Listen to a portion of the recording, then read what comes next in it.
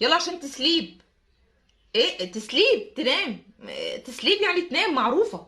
لازم نخلي الانجليزي في كل حاجه في حياتنا. انت بتقول ايه؟ احنا كده نبقى متحضرين وناس. صباح الخير، ازيكم؟ سؤال بساله لنفسي قبل ما اساله لكم. يعني ايه نبقى بلد عربيه اللغه بتاعتنا هي لغه القران الكريم، وكمان هي لغه اهل الجنه، ونبقى بنهتم ان ولادنا يتعلموا لغه تانية غير اللغه بتاعتنا، كمان يتقنوها اكتر من اللغه العربيه. طيب، عمركم شفتوا مثلا امريكي او فرنساوي بيعملوا كده، او اي بلد بتعمل كده غيرنا؟ ما عنديش مشكله خالص ان اتعلم لغه واثنين وثلاثه ومليون، بس ازاي ما يكونش عندي اعتزاز بلغتي؟ ايه اللي يخليني احاول انطق اللهجه بتاعه الاجانب بنفس الطريقه بتاعتهم وانا مش اجنبي او انا مش اجنبيه؟ يعني مثلا كل الناس اللي بتحاول تقرا او تنطق اللكنه بتاعت الاجانب بنفس الطريقه بتاعت الاجانب، انا مش هقرا مثلا بلغتي، او لا، ده انا لازم انطق كمان كأن انا اجنبي، انا كده هبقى كويس واصل لمرحله بقى ما حصلتش. وبيعذبوا ولادهم بان هم لازم يتعلموا الانجليزي وينطقوه بنفس اللكنه بتاعت الاجانب، يفرحوا قوي بكده. طب ايه المفرح في كده؟ عمركم شفتوا مثلا اجنبي بيحاول يتكلم اللغه ايا كانت اللغه اللي بيتعلمها بنفس الطريقه بتاع الناس التانيين؟ او عمرك شفت حد اجنبي مثلا الهنود او الصينيين؟ كان معانا ناس في الجامعه مثلا يابانيين وصينيين وكوريين، عمرهم ما حاولوا يغيروا او ينطقوا العربي زي ما احنا بننطقه. هما بينطقوه بالطريقه بتاعتهم بس احنا بنفهمهم. ما تنطقوا اللغه باللهجه بتاعتكم. هنتنكر يعني ان احنا عرب او ان احنا مصريين؟ ونفس الناس دي على فكره هتلاقي برضو الناس دي بتتريق على لو لقيت مثلا مدرس انجليزي بس اللكنه بتاعته مش زي الاجانب. طب ما طبيعي، ما هو مش اجنبي، هيتكلم ازاي بنفس اللكنه بتاعت الاجانب؟ وايه اهميه ان انا اتكلم بنفس الطريقه بتاعت الاجانب؟ كفايه قوي احنا ناس طبيعيين، كفايه قوي ان يبقى عندك المعلومه، تعرف تركب جمل، عندك كلمات ومصطلحات، عارف القواعد والجرامر اللي تخليك انك تشتغل الشغل ده او تشتغل الشغل اللي انت محتاج الانجليزي فيه، انك تشتغل الشغل اللي انت عايزه. لكن ليه نعلي عليهم؟ ليه نحشر مناخيرنا في اللكنه بتاعتهم؟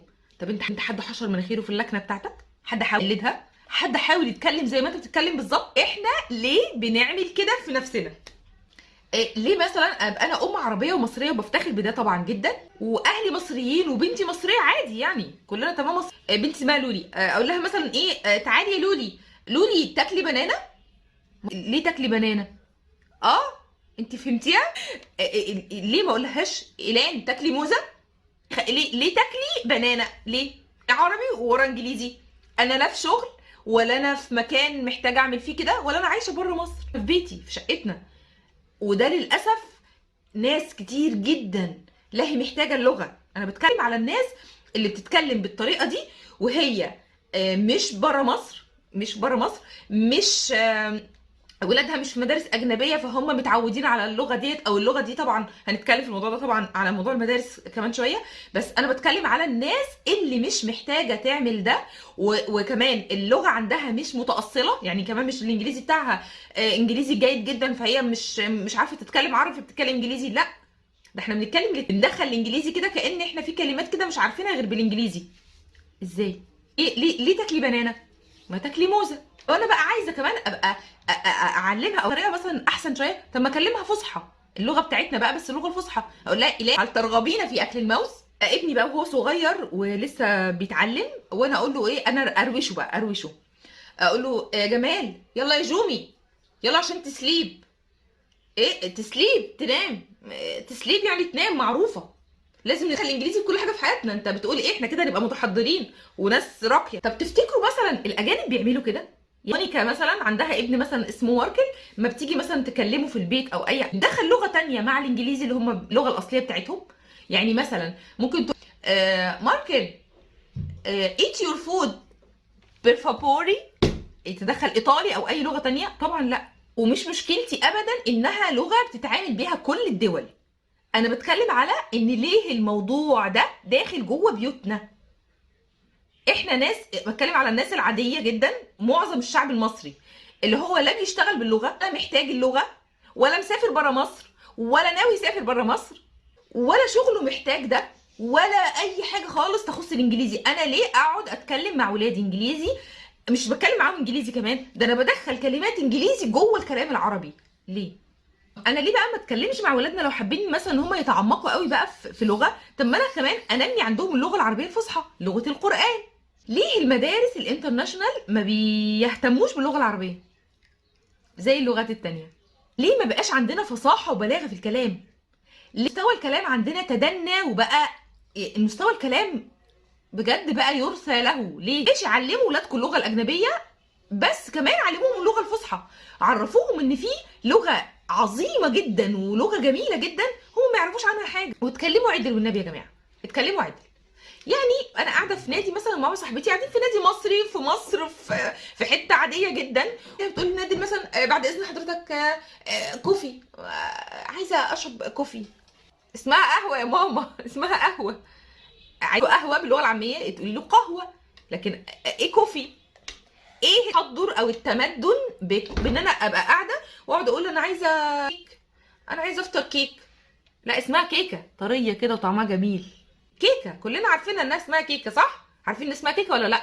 ت مربوطه كده في الاخر، كيكه. لكن كيك ايه؟ كيك ده مؤنثه، طول عمرها كيكه مؤنثه. اصلك مش رايحه مطعم في شيكاغو، احنا في مصر وانتي في مصر، فاتكلمي عربي. حاجه كمان بقى مهمه قوي، ان معظم المطاعم والاماكن اللي موجوده في مصر قائمه الطعام بتاعتها باللغه الانجليزيه. ايه المغزى في ده؟ ايه المغزى مثلا ان أنا ادخل مطعم في بنها الاقي مثلا القائمه بتاعت الطعام كلها انجليزي، فانا اجيب الراجل بقى اللي هو مصري زيه اسلوب ايه؟ انا مش عارفه، انا مش فاهمه اصلا هو ايه اللي مكتوب. فانا اساله بقى يعني ايه؟ فهو يقوم شارح لي بالعربي. طب ما من الاول اكتب عربي. يعني الموضوع غريب جدا. اقبل الموضوع دوت مثلا لو انا في مكان سياحي اكتب الموضوع باللغتين، لكن انا ادخل مطعم او اي مكان ابقى مستنيه ان واحد مصري زيي يشرح لي هم كاتبين ايه في القايمه بتاعتهم عشان اطلب حاجه وانا قاعده في بلدي؟ لازم ان انا واحس كده بقى بالنقص، او ان انا مش في حاجه انا مش عارفاها، ابقى مكسوفه، قاعده مكسوفه. لا، الغلط مش عندي، الغلط مش عندي. يعني كام حد فينا اتعرض للموقف ده، ان يبقى مكتوب له حاجه في قائمه الطعام وهو مش عارف؟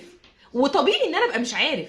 لو مكتوبه بالعربي وانا مش عارف يبقى عندي مشكله، لكن تبقى مكتوبه باللغه تانية وانا المفروض بقى ان انا اقول يا ترى يا ترى ايه، او ابص لصورتها مثلا واختار انا هاكل ايه او هشرب ايه. يا جماعه دي كارثه. نعتز باللغه بتاعتنا شويه ارجوكم. ومن الحاجات اللي بتضحكني قوي بقى ان الناس اللي بتحاول تدخل الانجليزي في وسط العربي وبتبقى فاكره انها كده بقى بنت ناس وما حصلتش، شوف ان ده نقص وعدم استحقاق للغه اللي هم بيتكلموها، او عدم استحقاق للغه العظيمه اللي هم ما يعرفوش عنها حاجه. اتكلموا عدل والنبي، يعني ارجوكم اتكلموا عدل وبلاش زايد على بعض في التفاهات، لان دي تفاهات. نيجي بقى عند الناس اللي بتكتب عربي او بتتكلم عربي بس بتكتب الكلمات بحروف اللغه الانجليزيه، وسموا ان الطريقه دي فرانكو، عليكم اللعنه. يعني لا عندك اعتزاز بلغتك ولا عارف تتكلمها اصلا. لو طلبت منك انك تتكلم لغه الناس اللي بتكتب فرانكو دي، انا لو سالتهم في اي حاجه في اللغه العربيه اللي هي لغتهم الاساسيه او مصطلح عميق كده شويه مش هيعرف يرد عليا. لا عندك اعتزاز بلغتك ولا بحروفها، لا عارف تتكلم لغه تانية بشكل كويس، فبتقلب الحروف وتشقلبها. طب عملت لك ايه الحروف؟ عملت لك ايه الحروف عشان تشقلبها كده؟ عملت لك ايه الحروف العربيه عشان تمرمطها كده؟